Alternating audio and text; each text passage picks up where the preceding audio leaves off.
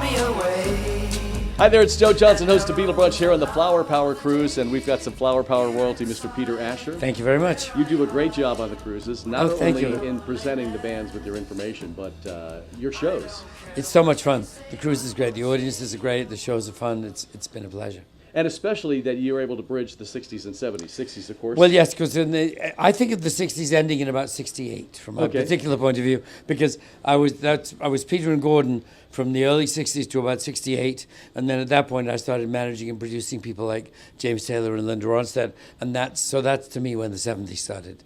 So that's where I can fit both cruises in, I think. And you do, on your second piece, the 70s, you do talk a lot about those records. Exactly so, yes, exactly. So it's fantastic that we have you here. And how different would your life be if you had never met the Beatles? I don't know is the answer. I mean, it's a very good question and an important question, but I just don't know the answer because Gordon and I were singing together, and we did get signed by a major record label. Whether or not we'd have had a hit without Love, which was a Paul McCartney song that came my way through coincidence, I don't know.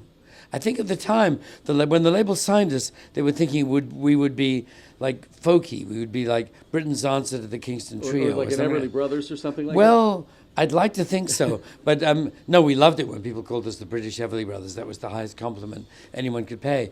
But no, I think they thought we were going to be like Peter and Paul without Mary or something like that, somewhere in the folky world. So I have no idea where we'd be without the Beatles. Okay. But none of us do. I mean, music wouldn't be the same without the Beatles. So Peter and Gordon's career is a mere detail. And didn't Paul live in your family home for a while? He did for about 2 years. And supposedly wrote Yesterday there? And he did. Were you living there at the time? Yes, I was. Did you hear any banging around on the piano and songs being created and written? Yes, in some cases, yes. Not Yesterday. I was away on the road myself when Yesterday was written. Because Paul, you may have heard the story, but he woke up thinking that it was the pre-existing song. Mm-hmm. He had this melody in his head, the da-da-da, da-da-da-da, all that stuff. And the first person to hear it was my mother, actually, because she was making him a cup of tea in the morning, and he said, "Do you know this song? Because I've got it stuck in my head." And she didn't. And she said, "No, I think that's your invention." And I was not there that day, so I cannot bear witness.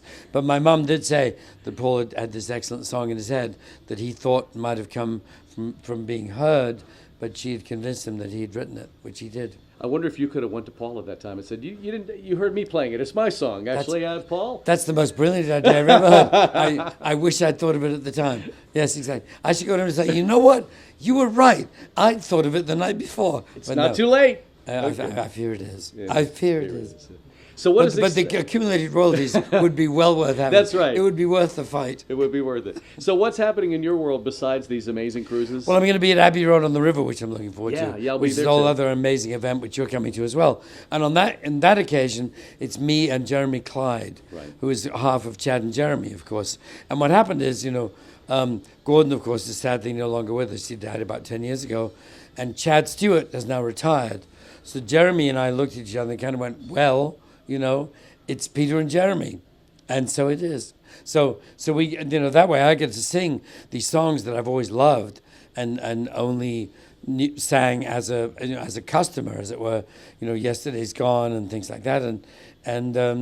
So Jeremy and I get to do all these songs together, both sets of hits, both sets of stories. Between us we have whatever it is, over 100 years of stories. Wow. Tragically, that's true. And so we have a great time doing that, and I'm looking forward to it very much. And of course, your show From Me to You on Sirius XM is brilliant. It's probably the best thing on that channel. It's really thank you fantastic. very much. I love it. You could be right, and thank you very much. Yes, I could be right. And you wrote Yesterday, and that's why we're all here. That's right, exactly. All right, Mr. Peter Asher, it's always a great pleasure working with you on the Flower Power and on the Rock and Romance, and maybe we can add another cruise. You can convince the powers that be that we know about the '80s disco era. One never knows. Yeah, yes. We know about everything. We do. Let's face it. Fantastic. Well, thanks for being on the show, and thanks for being here. My pleasure. Thank you very much.